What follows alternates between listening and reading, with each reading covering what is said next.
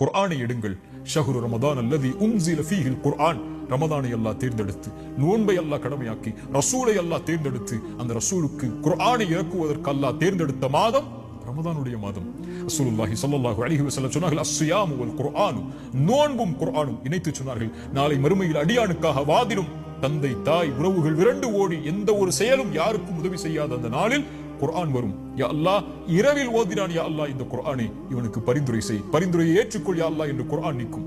நோன்பு வரும், யா அல்லாஹ் இவன் தாகித்திருந்தான், இச்சைகளை விட்டு விலக்கி இருந்தான், என் சிபாரிசை அங்கீகரித்துக் கொள் என்று குர்ஆன் நாளை மறுமையில் அந்த அடியானுக்காக, நோன்பு அந்த அடியானுக்காக என்று வாதிடும் என்று அல்லாஹ்வுடைய ரசூல் ஸல்லல்லாஹு அலைஹி வஸல்லம் இணைத்து சொன்னார்கள். வகதாலிக உஹைனா இலைக ரூஹம் மின் அம்ரினா, நம்முடைய கட்டளைகளில் இருந்து உயிரை அல்லாஹ் இறக்கி இருக்கிறான் என்று குர்ஆனை உயிர் என்று அல்லாஹ் அழைக்கிறான்.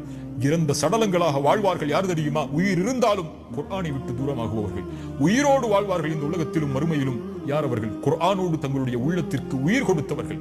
ஒரு மனிதனுடைய மரணம் தீய மரணம் என்றால் குர்ஆன் இல்லாத மரணம் தான், குர்ஆன் உள்ளத்தில் இறங்காத மரணம் தான், நாவுகளால் குர்ஆனை மொழிவது இல்லாத பாக்கியம் இல்லாத மரணம் தான். அல்லாஹ் ரப்புல் ஆலமீன் கொடுத்த மிகப்பெரிய அருள். அவனுடைய வார்த்தைகளை, கலாமுல்லாஹ், அல்லாஹ்வுடைய படைப்பல்ல குர்ஆன், அல்லாஹ்வுடைய வார்த்தைகளை இந்த நாவுகள் உச்சரிப்பதற்கு அல்லாஹ் கொடுத்திருக்கக்கூடிய பாக்கியம் குர்ஆன். குர்ஆனை திறந்து படியுங்கள், குர்ஆனை திறந்து ஓதுங்கள். எல்லா பிரச்சனைகளுடைய தீர்வையும் அல்லாஹ் அங்கே வைத்து